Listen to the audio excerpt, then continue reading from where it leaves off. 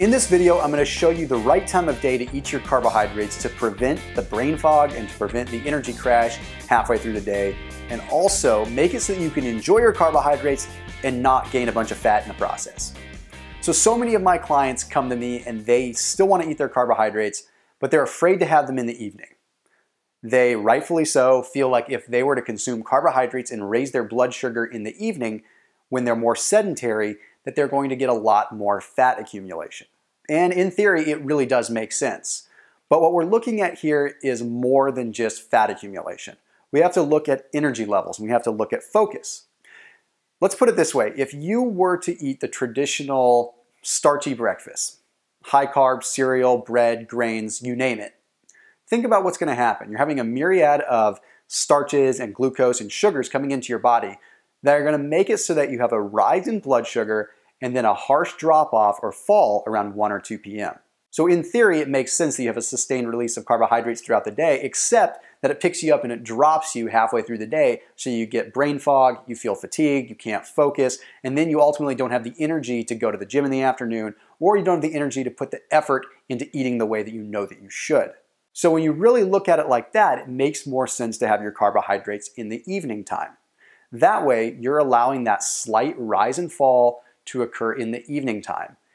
And that way, you're able to have your fatty breakfast with your eggs, your bacon, and everything that's going to condition your body to run on fats for fuel first thing in the morning. So by having your carbs in the evening, you give your brain what it needs. Your brain needs a certain level of carbohydrates to function, and to recover, and to repair, and to really ultimately defragment. But you don't want to give it to your body right in the middle of the day when you're setting yourself up for disaster of the rise and fall of blood sugar. So start eating your carbohydrates around 5 or 6 p.m. By eating your carbs in the evening, you're also going to find that you sleep a lot better. According to the Massachusetts Institute of Technology, consuming carbohydrates increases the uptake of tryptophan by the brain. Now, tryptophan is absolutely key to brain health and to functional sleep. The reason that it is because tryptophan regulates how much serotonin the brain produces. And serotonin is the feel-good hormone, or it's the feel-good neurotransmitter. It's what allows you to relax and feel good and kind of have that sense of self-worth.